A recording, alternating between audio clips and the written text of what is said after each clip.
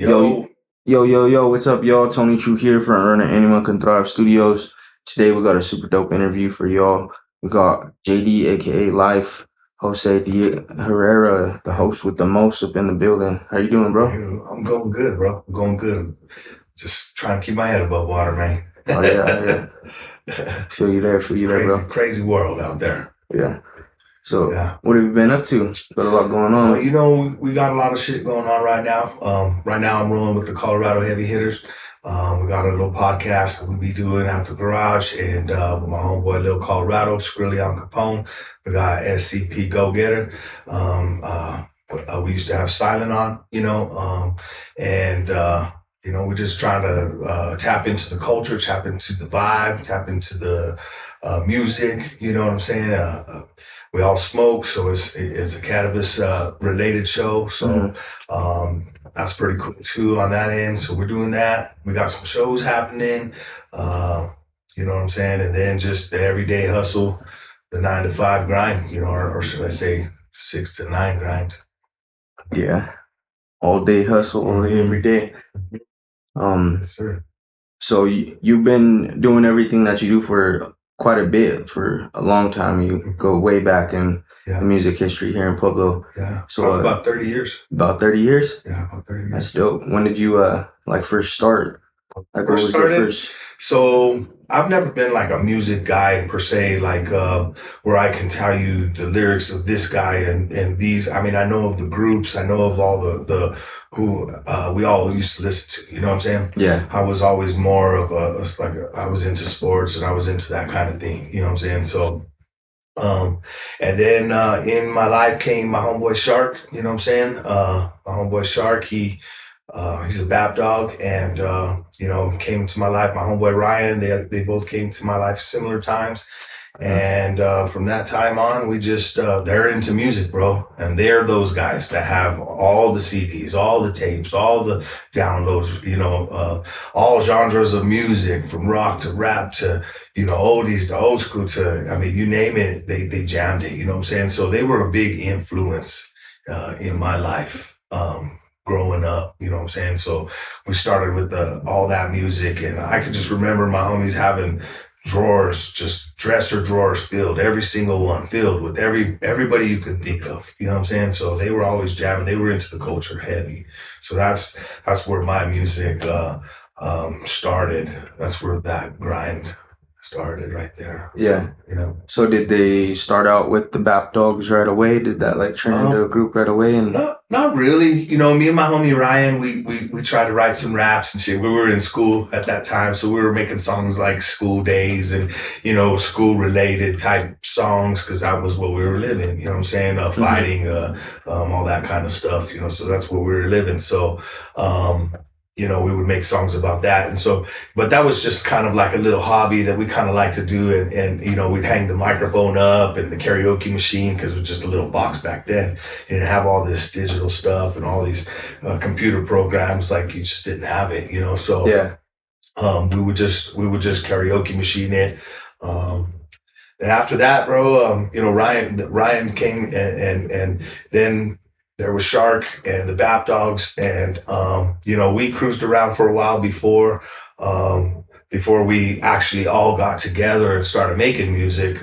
But we would freestyle a lot, bro. Freestyling was our thing. So we get that little karaoke box, me, Shark, my homeboy Kane, and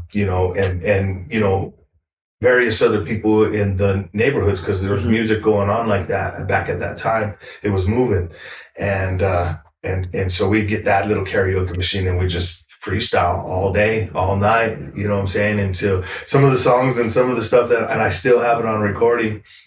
Oh man, it's wild. It's not the greatest, you know what I'm saying? But we just enjoyed it, bro. You know what I'm saying?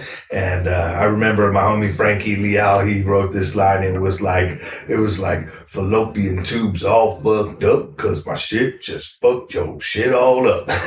You know what I mean? And it was just these freestyles just swarming at any beat we could get, bro. Like, we'd go and buy instrumentals and then, that kind of thing. And so we did a lot of practicing before we actually became the Bap Dogs. And it had to take meetings between Denver, the 303 Bap Dogs, who actually started Bap Dogs, where Bap Dogs was born, was up in Denver. You know what I'm saying? So, Yeah. anytime, like, so from that point on, it was like they were the Bap Dogs. And then I just kind of met 8Biz, and, you know, and, I met, Ghost, and, you know, Rec, and I met all these talented dudes, bro. And then that's when that took off on its little ride, you know what I'm saying? And, Yeah. and we were a group of people. I think there was like 8 or 9 of us, bro. We just had Lazy, we had Old School, we had Felix, we had Talana was our singer, like, you know, so it grew from this little home-based, hobby to like, okay, well, let's do something with it. You know what I'm saying? And so Bap Dogs, back in the day, you know, that, like I said, it was their thing. It was more of a hood. They were more of a hood endeavor. You know what I'm saying? So, but when they came down this way, we were more of an entertainment group. You know, we love to entertain, bro. We love to put on a live show and just kill it. You know what I'm saying? That was our thing. We'd have to remember all the music, you know, and remember it all in a row. And there was like 6 or 7 songs that we would perform, and we'd have to remember it. And we just did every single song perfect. You know what I'm saying? Well, we would fuck up, of course. I was always fucking up. My lyrics was always, you know, I don't know what was up with my memory or what, or if I just was having too good of a time, but I just had a hard time putting my lyrics together on stage. You know what I'm saying? Yeah. So that was the Bap Dog thing. And the Bap Dog thing, man, it went for quite a few years, bro. And we had fun. We did some pretty great things for Pueblo, and added to what everybody else was doing, you know, all the originators, you know, the people like the Mex Clan, you know what I'm saying, Gabe Charbonneau, and I think they call him what is it? Kino, maybe? I know what Or you're talking about. I can't remember his name. Kuya, maybe? Kuya, I think they call him Kuya, bro. But anyway, Gabe Sharp, no, shout out to you, my homie. You know what I'm saying? Mex Clan, that DJ Panic was in the Mex Clan too. So, you know, other people were doing things in the city as we were doing things in the city, but it felt like we were the first ones doing it. You know what I'm saying? Because you just didn't see everybody in the streets like that, you know, maybe a show here or there, but that was about it. You know what I'm saying? Yeah.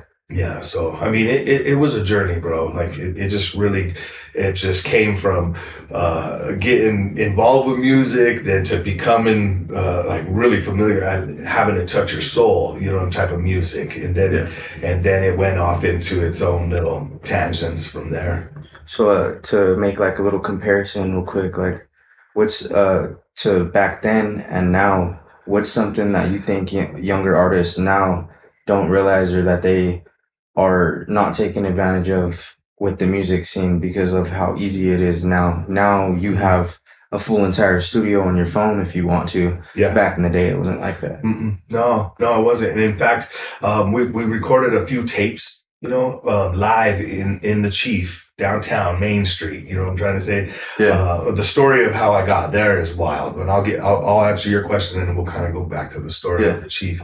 But to answer your question, I think that there's a lot. I've experienced a lot of ground in between the time from then to now. Okay, because you've seen the because I've seen generations, bro. Yeah. I've seen kids as kids start rapping. I've seen kids as kids. Like, it's a trip, you know. 3 generations, 30 years, bro. Yeah. You're seeing all this different people, just ways of thinking, from their parents to the kids, you know, and on all that. So, a lot has definitely, I've experienced a lot in that. So I think that, you know, back in the day, we used to throw just a regular party like you would do at Classic Q's, or my homie D Main would do at Classic Q's, you know, just those kind of shows.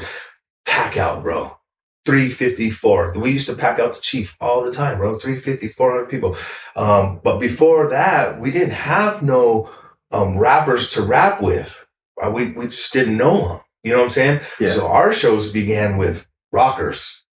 So we entered the rock scene of Pueblo, all the badass bands, because before all that, bands bands have been a thing of time since time. You know what I'm saying? Always. So you always you had these badass Pueblo bands, bro, rockers, bro, and they would rock out, man. And so we combined with them, and our shows were that. It was when we expanded into that is when all the other rappers took notice.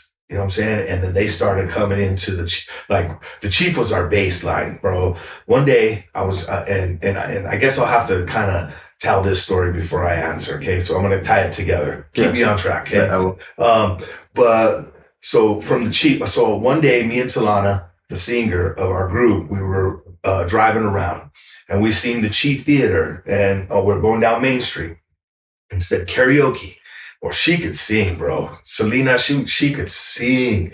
She's just that good, bro. And so we went in there and we're sitting in this big old theater, bro. And there's bar tables on each level. You know what I'm saying? A badass bar in the middle. And we're sitting there, bro. And I told her, this place is going to be our place.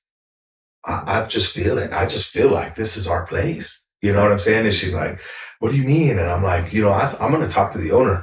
I'm going to go in there and I'm going to just see if I can offer anything that I can offer to help in addition. So that way we have a place to have a sound stage. We have a place to record, to practice. We have a place to throw shows. We have a place. This is everything here. Because before that, we did a couple like VFW shows, hall rental shows, that kind of thing. Yeah. But then we moved on into that realm, right? And so I said, that's going to be ours. So fast forward, boom.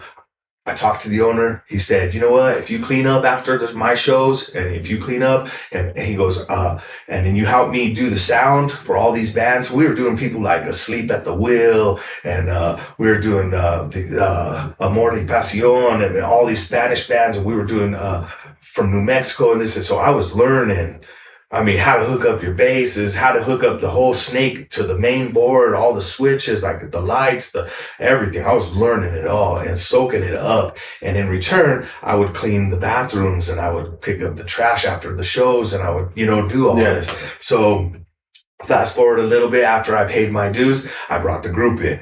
And we would just practice there and he would make us do it over and over again. It was boot camp, bro, with Mr. Bird. His name was Mr. Bird, Gary Bird. Rest in peace to you. But, so he taught us a lot about all that. Well, like I said, we did the shows with the rockers. We finally gained enough momentum where other rappers were taking note of what we were doing. And so then they said, hey, can we get in? I said, hell yeah, man, let's make it a show. Let's make it a party. We had guys like Shoot 'em Up Records. We had DJ Tiempo and Santo out from LJ. We had guys like Arno Dominai from Walsenburg. They were all coming in. We had Case Uno, Mag 44, that was Shoot 'em Up Records. Yeah. We had like Skrill, like all these guys would come through. You know what I'm trying to say? And every single one of them, I did not ever deny somebody from getting on stage, bro. Like they would come the day of the show and they'd be like, I said, just have your music ready because there's going to be a slip up in the show and that's when I'm going to put you on. You know what I'm saying? And sure enough, a little slip up, boom, boom, boom. Hey, toss them on. Didn't show they go on. Yeah. Or something like that. Or just if I didn't even have no time, if everybody was there, I would just do it at the most different time and they would get on. You know what I'm saying? Or any dead air. Yeah, dead air, anything. Because I'm always about trying to keep this show going. You know what I'm saying? So anyways, and I never denied nobody, but I showed love to everybody, bro. And that paid off because some of those guys I still talk to today.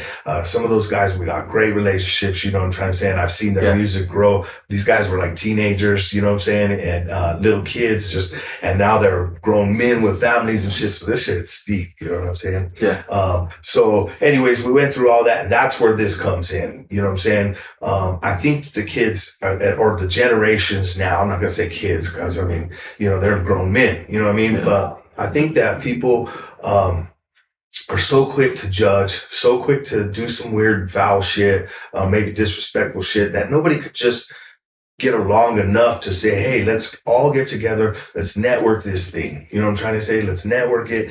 Let's capture the city. Back. Let's throw a show and have 800 people come for just a local show.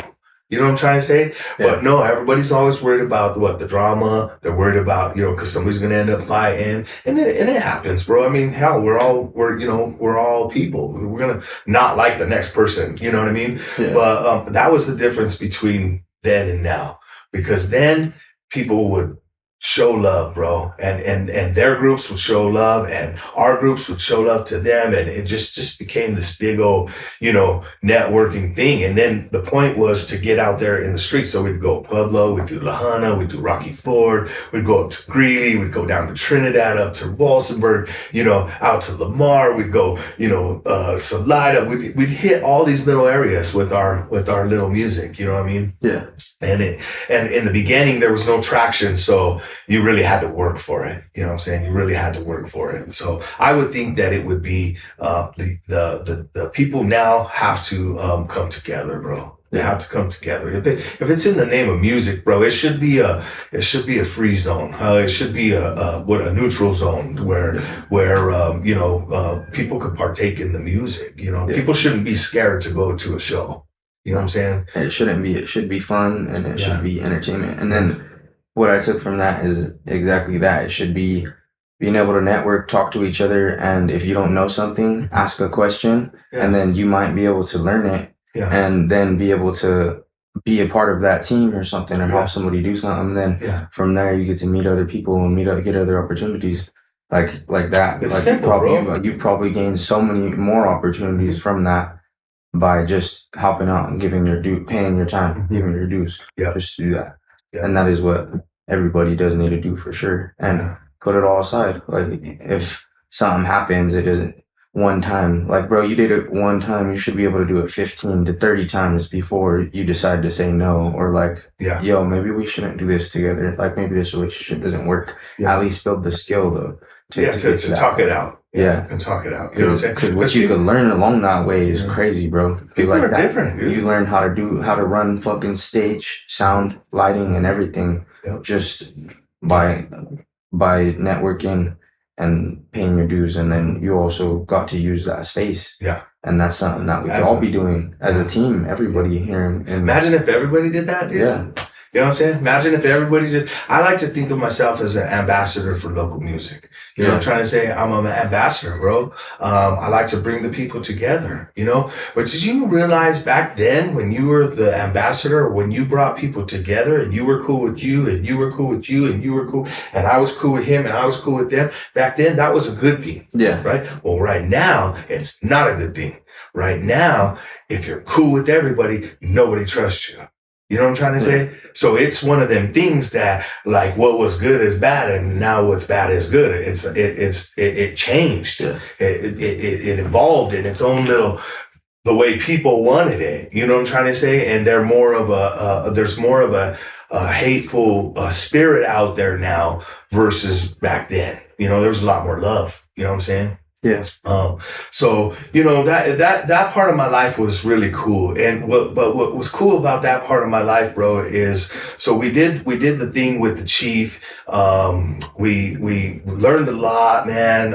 We was doing shows all the time. We kind of released a little, like an underground CD, a mixtape CD, where we used other people's beats because, producers weren't around as much as they are now. Yeah. Beats the studio was not around. We was just doing whatever we could do on whatever we could find to get the message across, the music, the songs, the entertainment value of it all. You know what I'm trying to say? So during that time, as I told you, my lyrics, I think my flows are tight, bro. I think that I got some good shit. I definitely can spit some bars. That's without a doubt. I feel confident in that. But my performance of them or my, I want to change the lyrics in the middle of the song. Well, then that'll throw me off for the next stuff that's coming. And then I end up slipping or something, you know what I mean? And I just got tired of that, bro. I was just like, man, and then at that time, the Bap Dogs, we're kind of growing and everybody wants to do something. Everybody's anxious. You know what I'm saying? So you got 8, 9 people, right? So everybody kind of wants to split their own way. They want to do their own thing, which is cool. Everybody was independent. It was independent kind of thing. Yeah. And so, Ken Dog went off and did his thing, and A-Biz went off and did their thing. And, me and Kane and Shark came in over here, we did our thing. And, it was just this, everybody's kind of working separate after a while, you know what I'm saying? And, we were up for a big grant, bro, for our studio. Like, we had a grant writer, and we was really trying to get after that grant. And I don't know what happened with that grant, bro. Last I heard about it, we had, violated something about asking about it, because I had called and asked when is that check gonna come, bro? You know what I mean? And because they said we got $1 million, I said, okay, yeah, we'll build a studio. We'll, build we had to go and research what kind of samplers we wanted, what kind of this. When we were shopping, bro, and come time to it, whatever reasons we got disqualified, and that kind of like had a negative impact on the group, because everybody was really looking forward to that. Finally kind of maybe getting paid a little bit of something after all the shows that we've been doing and everything. So it really just became a moment where the group kind of just disbanded, bro, and they just kind of went off and did their own thing, Was that like a government grant, or was it like a contest? It was actually something that you guys entered? It was actually an estate out of California, and the lady was into the performing arts. And so she wanted to donate to people in the performing arts, and they just loved our story. They fell in love with all the people in the story, all the group members, culture behind it. Like just everybody's story, like Shark and Kane's story, and 8-Biz's story, and Talana's story, and you know what I mean. They just fell in love with the story, bro, and how we came together, and the music that we were creating at that time was I think beyond its time, bro. I think if I even have a hard time finding the guy who has the master key to most of the stuff in the vault is Ken Dog.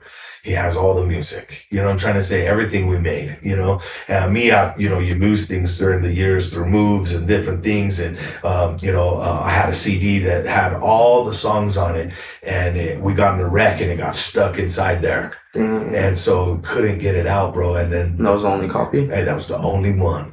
And lost so much stuff. You know what I'm saying? Yeah. Like even if those songs were to be rewritten today and done, I bet you they would be something special to the culture. You know what I'm trying to say?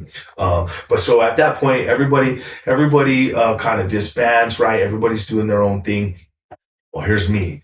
What do? I still want to be part of this music, but I just don't really want to be rapping all the time. That wasn't my bag. You know what I'm saying? Yeah. So before that, I was kind of having Shark like host the shows, or I would have somebody else host the shows. Sometimes I would book a host like MC Clientele out of Denver. Shouts out to you. Give you your flowers, my homie. But for real, like MC Clientele, he was like a lowrider legend host that did his thing, and I hired him to do my car show. And it was when I worked with a car club, it was their car show, but I did the concert portion of it. You know what I'm saying? Yeah. We worked with them. We did Pure Devotion over there when they were really, really hot and all young. You know what I'm saying? And I tell you what, bro, just that whole thing, I was just like, I got to find my place here. And then that's when I kind of was inspired by MC Clientele. I thought that I had, something I could do with it, Yeah. So I started hosting, and I said, if I host the show, then I can be on the show all night long. Mm-hmm. Right? That's my party. Yeah. 'Cause I'm in control of that fucker. You know what I mean? Same as the DJ. Yeah. You know what I'm saying? It's like, you're in that thing from the front to the end. Yeah. You know what I'm saying? And you don't just get your 15 minutes, you know what I'm saying? And then you watch everybody else. You get out there and just you get to be the show. You know what I'm saying? Embody what the promoter, envisions, what I'm trying to say? Cause we talk, what kind of show do you want? Like there's, now you got your text message, group messages. When you do it professionally. Yeah. When you do it professionally. Yes. Yeah. That's another story. But, so that part of that's when like I said, I became the host, you know what I'm saying? Yeah. And then what separated me from the rest, I think I started doing like rap battles with my homeboy JC Entertainment, my homie Jody Carvajal. Shout out to you. You did that during the show? No, we would do that like different different show. Like that was when 8 Mile's big and stuff like that. And so we would do, it was called Rap Wars. And we got all the way up to like 7 or 8, I think. It was like Rap Wars 1, then it was Rap Wars 2. And then we got all the way up there. Kept the series going. And, it was a cool freaking thing. And it was at Kickers out in Pueblo West. So at that time, in Pueblo West, Kickers was the only bar in the middle of the prairie. You know what I'm saying? Everybody parked in the prairie, and it became a beach club, and it was like popular, just popping every time. So my homie got in with them. They let us do the Rap Wars there, and we did it separate. We did it different ways each time. Like one time we had like an octagon pit where the stage was in the middle and everybody was around us. You know, we had that. We had other things that we did.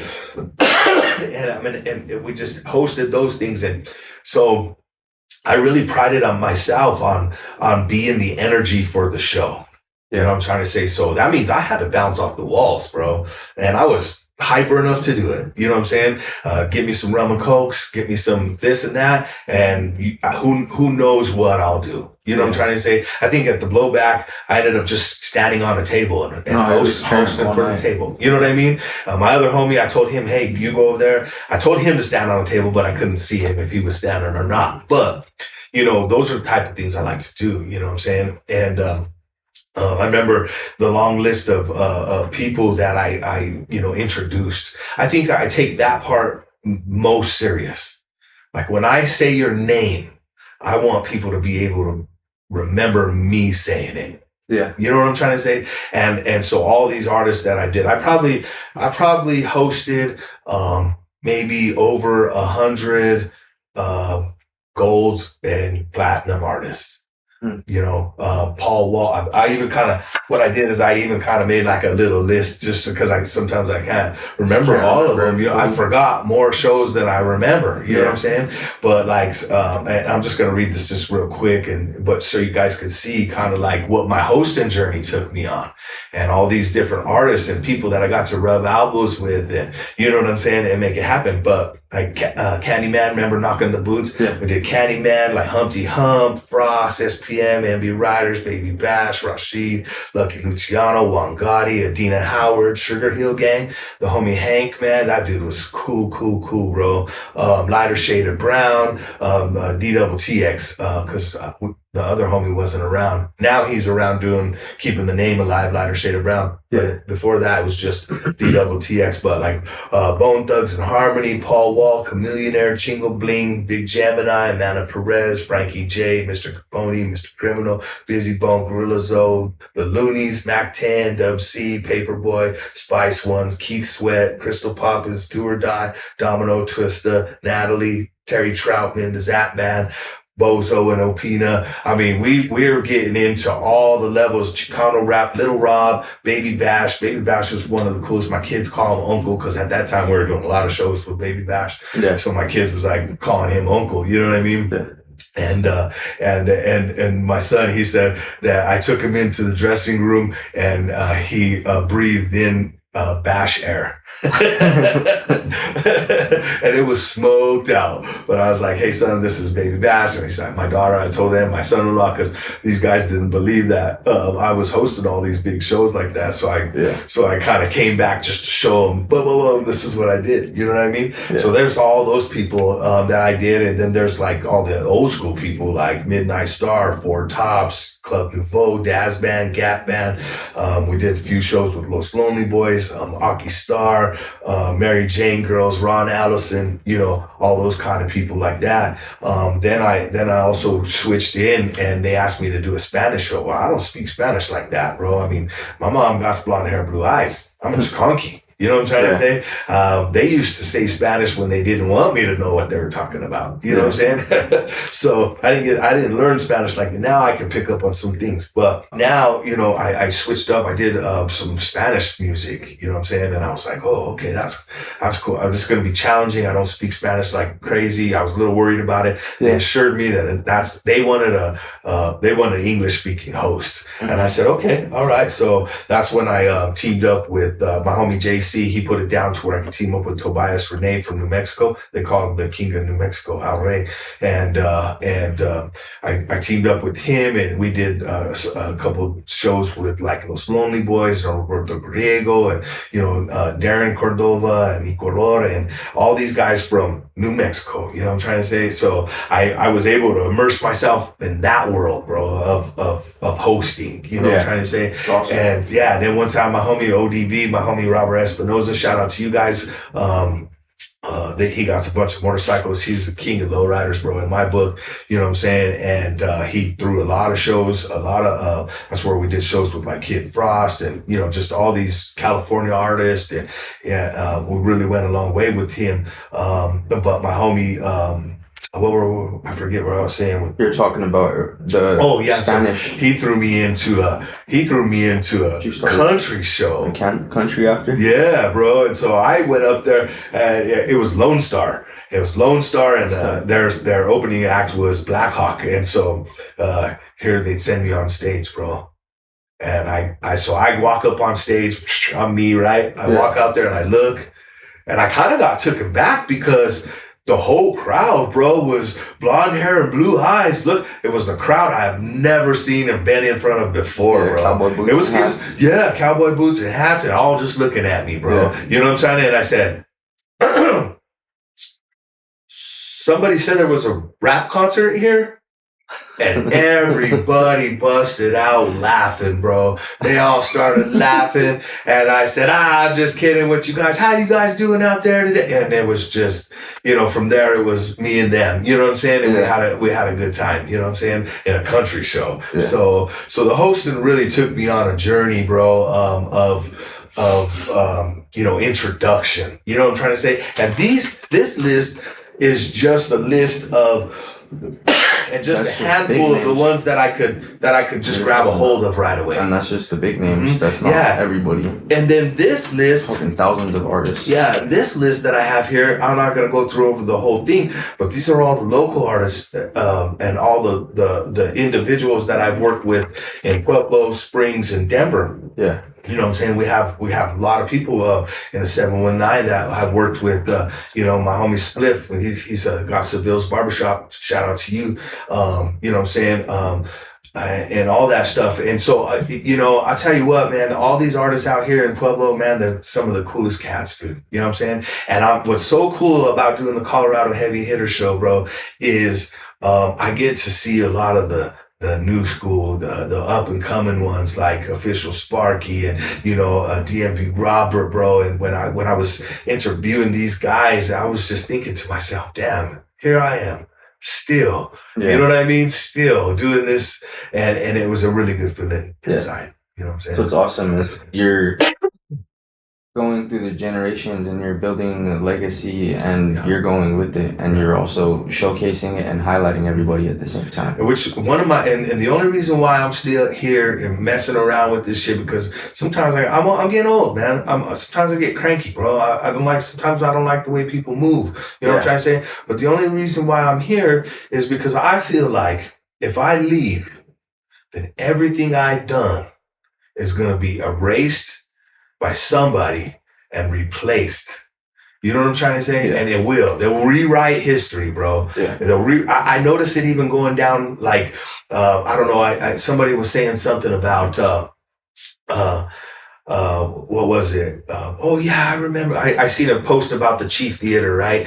And then I seen somebody say, "Oh yeah, my homie used to own that," or my cousin used to own that place, and we did all these shows, and I don't remember those shows like that, how they said it. You know what I'm trying to say? Yeah.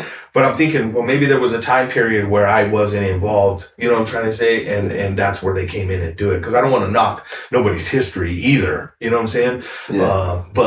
It's just like, I just feel like they'll rewrite it, bro, and they won't write it with me in it, bro. And I feel like I gave enough and sacrificed enough of my family life. I've sacrificed enough of my the business life. I feel like I sacrificed enough time to the culture that I just don't want to see it go away. You know what I mean?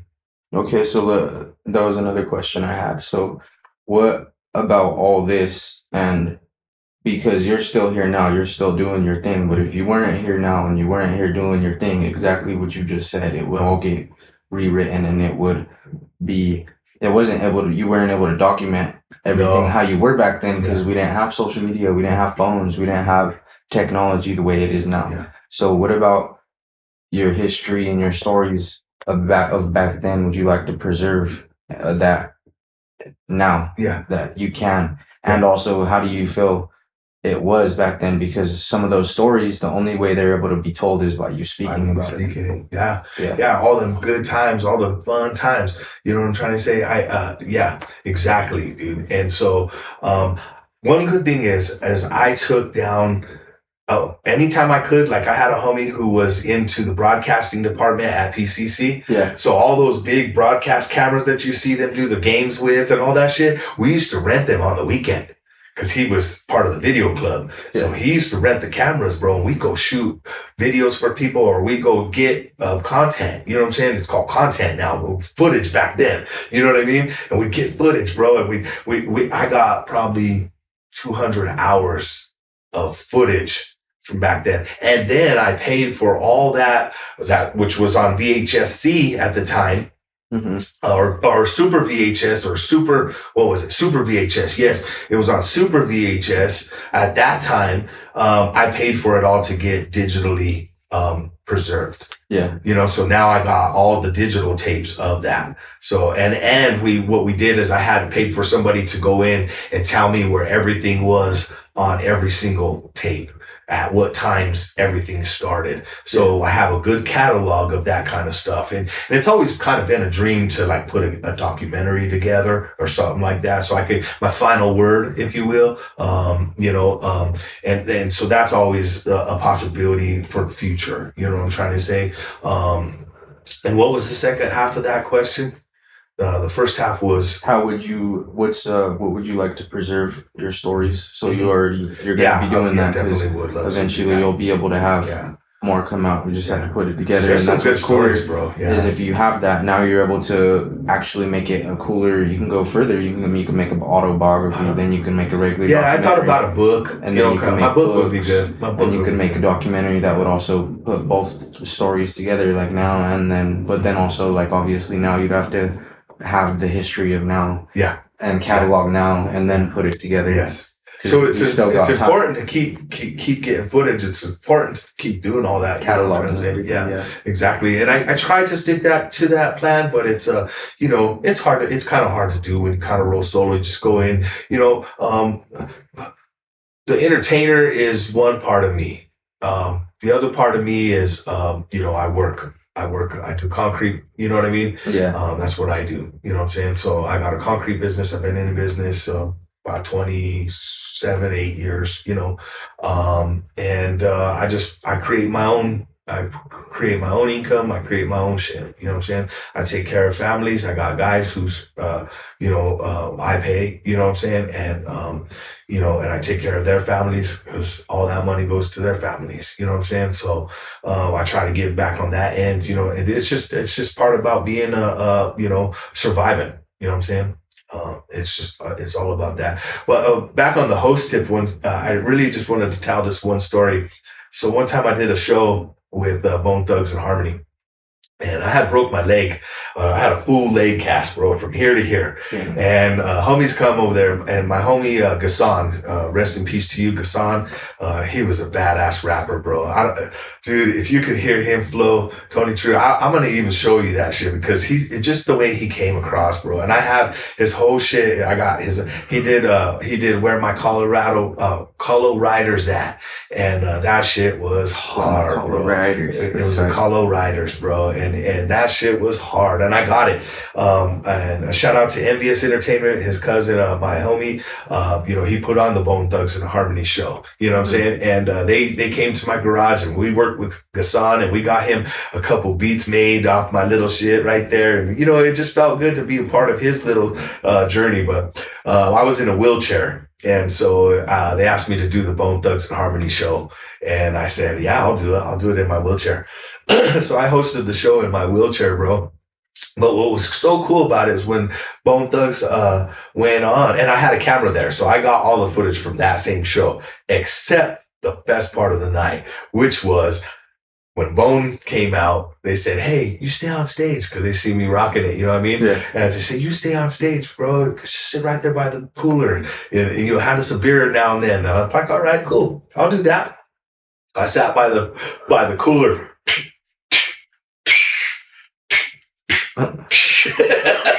Bro, I was getting lit up right there, listening to all the classics that I grew up listening to. I mean, these guys were my people. I mean, these guys who we listened to, we were highly influenced by Bone Thugs and Harmony. Yeah. And I'm right here on stage, bro, listening to this whole thing.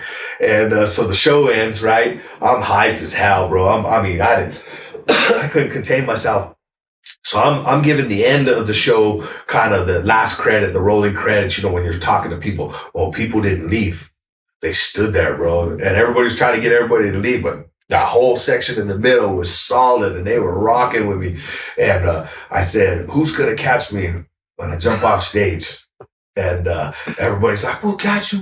Come on, do it. And I'm like, "Are you sure?" I said, "Make sure you do it." So I was like, pretending like I was going to jump, and then I back up. And I'm on a full leg cast, bro. I got my crutch, you know what I'm trying to say? I'm on full leg catch. Yeah. So meanwhile, I think I'm being filmed because I told him, do not turn off those cameras, ever. Yeah.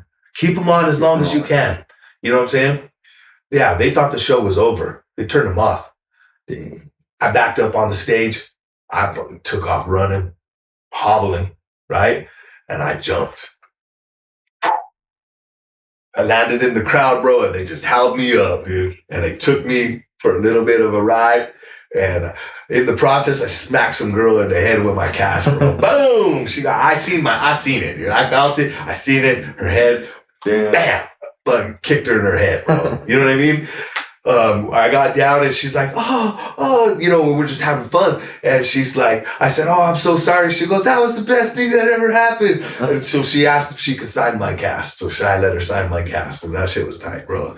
And, you know, one of the best times that I had was at that show. You know what I'm saying? Because like I said, I get wild, bro. And now that I'm getting older, I'm a little slower, trying to get it more professional. I'm not, you know, you need kind of a lot of rum and cokes for the takeoff like that. You know what I'm saying? And you need a liquid courage and all that kind of stuff. And these days, you know, yeah, 3 or 4 drinks get you a little bit buzzed, and you're like, you know, then you got to maintain professionalism and not try to be too sloppy. Because I've been there too. You know, I've been there too.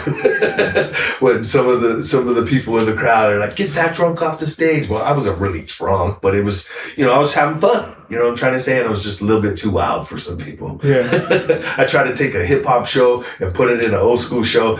Kind of didn't blend all that great. Yeah. But, you know, we nailed the show, and that's what it was. So, yeah. Shout out to all the promoters. I'm going to give a shout out to the promoters real quick. I want to give a shout out to ODB Productions, my homeboy Beto. I want to give a shout out to my homie Lolo, Alfred, you know, he be putting on shows and doing things too through the years. My homie JC Entertainment, the other JC with CEI, what was it? JC Salzar, that's who it is. I want to give a shout out to him. He be doing events and rocking things. Envious Entertainment, shout out to you. Q Time, shout out, man. All these promoters that are doing things and trying to make it happen for our city, bro. I really appreciate you guys, you know, for real. And I also got to give a shout out real quick, to my host brothers, because I feel like hosting is art form, bro. I feel like it is an art form to talk. Even a DJ, that's an art form. And I feel like it's overlooked a lot of times. You know what I'm trying to say? It kind of sucks when you go do a show and they don't even give you no cash, you know?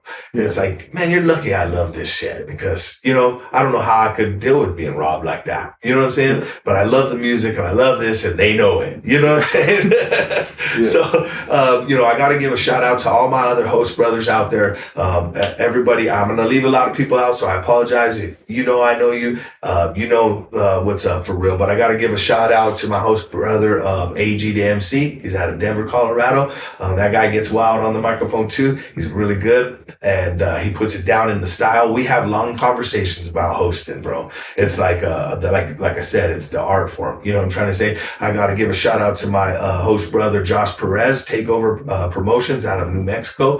Homie's been putting it down, doing the thing, representing the culture, man. I appreciate him putting on a good show. Shout out to him for real. My host brother Almedo Perro, he's out of Greeley. I got to give a shout out to him for real because he be putting it down. Jimmy Abeda, he's out there doing hosting and telling jokes, and he's a comedian out of Denver, Colorado. So shout out to him. I know there's a couple right here that I gotta say. Host brother, D Main be kind of talking on the microphone. You be doing hosting at times too. You know what I'm trying to say? Gabe Charbonneau, shout out to Kuya. I think it's Kuya for sure. But shout out to him because he be hosting, doing things. You know what I'm saying? And I just want to say to the host community, all the people that are getting into hosting, all these new cats, all that stuff. The more and more I look at it, I start seeing because I've been using JDAK Live, the host with the most, for probably about 30 years or 25 years at least. Yeah. And, I see a lot more cats that are saying, that their name is the host with the most. And at first I kind of was like, what the fuck? You know what I'm saying? Oh, blah, blah. And then I went and looked up who actually owned it. It's not me. Somebody else owns the host with the most, unfortunately. You know what I'm saying? So yeah. I look at it more as an action and more like a verb. It's just a description of, it's the host with the most, bro. So I'm welcome to anybody who calls himself the host with the most. Just make sure you give to the people what they deserve, bro. Give them the best that you got, bro. Get them invited and get them involved and get them in the vibe, bro. You know what I'm saying? That's what hosting's about. Learn as you go. You know what I'm saying? Yeah. So shout out to all the new hosts coming up and coming, man. If you want to be a host, I'm going to do a hosting school from 4 to 8 on Wednesdays. Oh, yeah. No, I'm just fucking around. It sounded good though, huh? We're going to have to. Let's do it. We're going to do hosting 101 for you. If y'all tap in, we'll set up the seminar. We got seminars happening. Just pay the fee. No, I'm just kidding. Yeah. So, you've hosted shows, you put together groups, you've recorded records, you've stayed involved in the culture, you've done videos, so much in the industry and everything. Yeah. When did you realize that you were more than an artist and that you wanted to continue growing and this is what you love? When people tell me, when people give me the confirmation that what I'm doing is the right thing. Yeah. When I'm at a big show and there's 5,000 people and I'm in the restroom, bro, and I'm taking a leak. And everybody's like, yo, man, you're fucking killing it out there. You know what I'm saying? Yo, man, you know what I mean? Keep doing it, bro. Keep doing it for us. You know what I'm saying? That's when I said, you know what, man, I kind of in already. You know what I mean? Kind of in. Yeah. I got to keep going. So let's get back to now touching in the culture and what you're doing right now, Colorado Heavy Hitters. Oh yeah, Colorado. And the team and what you guys got going on. So we're putting on just like Anyone Can Thrive, just like Street Champs and Mile High Minute. Yep. What do you have to say to anybody now that wants to start up and get in this industry? Get on your show, get on my show. Do it, man. Be a part of this. Get in there and do it, man. Because you know what? This is the day and age of this stuff right here. These podcasts and these talking forums, people are really interested in that. You know what I'm trying to say? And I know because I'm being stopped on the streets and they're giving me free shit for being a Colorado heavy hitter, bro. You know what I'm saying? It's like, here, bro, try out this pipe on your show. Or here, bro, here's some weed, man. Or here, life, you know what I'm saying? Shout us out. You know what I mean? Yeah. Those kind of things right there, bro.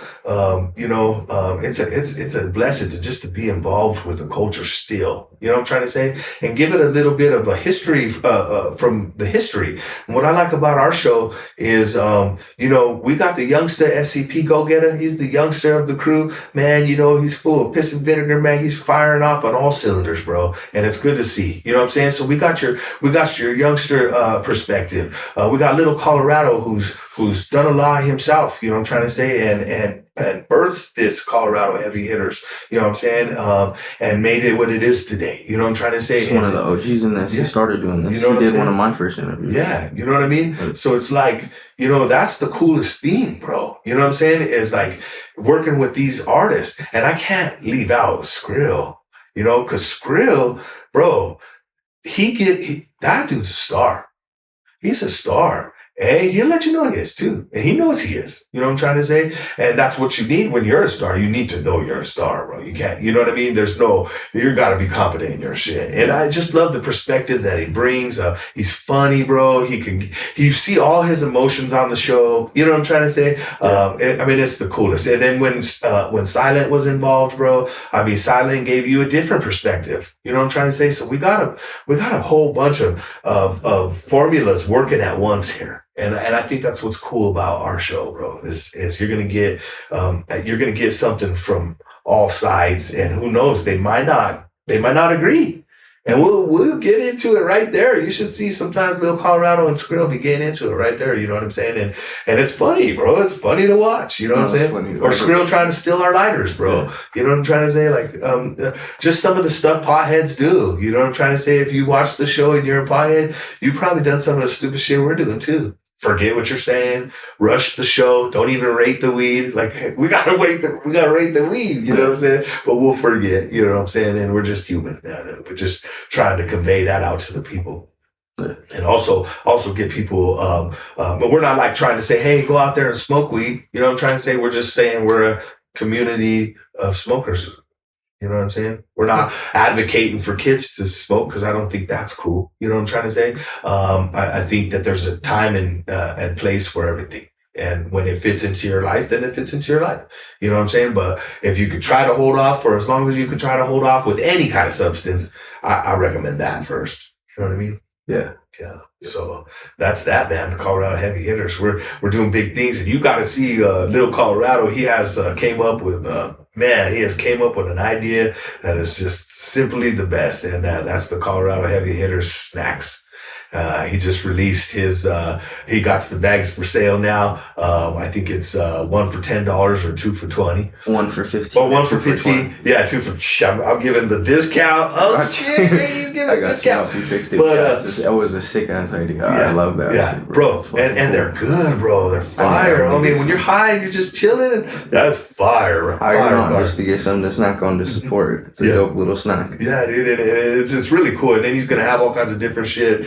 We got freeze-dried munchies. I mean, Colorado Heavy Hitters, man, it really, it's a platform of just the culture, man. You know what I'm saying? So we got that. We got the merch. We got merch on we got the ColoradoHeavyHitters.com. That's our website. I encourage people to reach out, man, and become active, get involved in our conversations. Let's debate a little bit. You know, we're gonna have a blunt rolling competition between SCP Go Getter and Skrill. So we're gonna have an in-house battle, and then we're gonna see who wins that one right there. And then we also want to do a blunt rolling challenge where we bring in 3 or 4 people and everybody's at it for the price. You know what I'm saying? And we see if we can get some of these blunt rolling challenges or these joint rolling challenges and actually make them a competition. That'd be super cool. Yeah.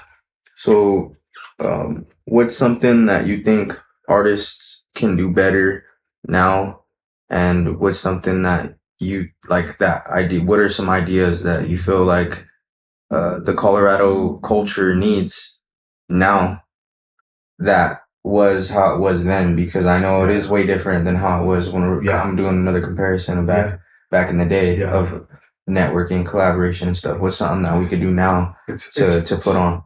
It's like this, the shows, building our brand. Because with Anyone Can Thrive, I say it like that, because with Anyone Can Thrive, everything that we do here is being an entrepreneur, being learning yourself, being culture oriented and a self-starter. Just like you have your own business, you're able to pay other people, you're able to make your own income. And as an artist, that's what we are. And you have to learn that as an artist. So. Yeah, unity, man. We got to concentrate on unity. And I know some people might not like some people, bro. But it doesn't mean you got to fight, or doesn't mean you got to make another thing that's or ignore each other. Another thing that's getting tossed around these days is the people liking underage girl things. You know what I'm trying to say? Like if they want to try to destroy you, they start screaming that. Yeah. You know what I'm saying? Oh, he likes little girls. You know what I mean? Like if you don't got paperwork, man, you got to keep that under wraps. At least tell you have proof, or for sure. You know what I'm trying to say? Because I mean, what if the guy isn't? You know what I'm trying to say? What if the guy isn't guilty? You know, then he don't got a fair shot because you're already on camera talking about this and that. You know what I'm saying? So it's just, it goes back on unity. You know what I'm saying? Compassion. People are losing compassion. It's a hateful world out there. I mean, we got to have a little bit of compassion for each other. We got to let you be you, bro. Let me be me. Yeah. I'm not going to bother you being you by me being me. You know what I'm trying to say? So I think that's big, real big. And I think if people could just kind of get that mindset going, today I was just going down 29th Street, bro, and somebody came up on the back of my truck. I was going like 30 in the neighborhood. That's about right, ain't it? Yeah, this dude just came up right up on behind me, bro, honking his horn and putting his lights on, putting his hands up. I pulled over, opened my door. What the fuck? Yeah. You know what I'm trying to say? Why? What was the need for that? The guy speeds by me. I get back in my truck. We go down the line and I see him up on somebody else until that person moved over. You know what I'm trying to say? It's like, I understand you're going fast, homie, but don't fuck up me going slow. You know what I'm trying to say? Which is the not slow, which is the speed limit. You're being normal, fucking following the law. Yeah, and it goes the same thing. You can apply that to the same principle of I'm just being me, my artist, and how I feel when I'm recording my music, or how I'm doing my show, or how I'm, you know what I'm trying to say? I'm just being me. Don't hate me for being me. Yeah. Get in my way for being me. You know what I'm saying? If you fuck with me, you fuck with me. If you don't, we don't have to go tell everybody in the world that, you're not going to come to my show. You know what I'm trying to say? Or you're not going to do something with me, or unless it's really bad. There's violations in the hood. I'm not trying to put I'm not trying to come and say, hey, there's got to be full forgiveness here. But I'm just saying, you know what I'm saying? The compassion and unity, that's what we needed. That's what this time period needs. I can feel that for sure. Yeah. With doing this and building a team, what did you learn by building and working as a team instead of doing it yourself from the beginning? What I like about a team is it ain't all on your shoulders. You got other people who are creative. Yeah. When we was working with the Bap Dogs, man, Ghost, our homie Ghost, bro, and people don't see him now because he's Ghost, bro. He's gone. You know what I mean? And he don't call us, talk to us. We try to call. We get all mad, threatening. We're done with you. You know what I mean? But I mean, he don't care. He just won't answer. You know what I'm saying? But that guy was one of the most creative, and the way he threw his lyrics around, bro, was like, it was genius. You know what I'm trying to say? Yeah. And so, the flavor of it, working as a team, bro, you don't have to wear the whole thing. You can share some shine, bro, Yeah. Plus it's funner, when you can all go out to eat or something as a group, and you're like, when we had 9 of us together and we're all just chilling and we're kind of talking about what we're going to do for the show, or we're rehearsing or something like that. Those rehearsal days with pizza on the table and those kind of things, bro, the teamwork, yeah, man, that was cool. So I like working with the team better. I'm a better team player than I am a I guy. You know what I'm trying to say? Yeah. I use that philosophy in my concrete business too, because my finishers got to be finishing, my labor's got to be laboring it, and I got to be on point. And together, that job will get done. Yeah. You know what I'm trying to say? Together, we can accomplish the goals that we set out for. And it's just a little bit easier that way. You know what I'm saying? Yeah. If you don't have a team, you better have some money. To be able to pay for your team. Pieces of it. That's why we were talking about networking and collaboration this whole time. It's huge. Yes, because then hey Tony True, we got this little thing we need to work on. Oh, cool, I'll be in. Hey, let's put it together. And you never know the what forms between me and your dialogue could be the next thing. Mm-hmm. It's like a lottery ticket. Scratch the lottery ticket, bro. Did what we make does it score? You know what I'm trying to say? Do we get something from this? Yeah. Yeah.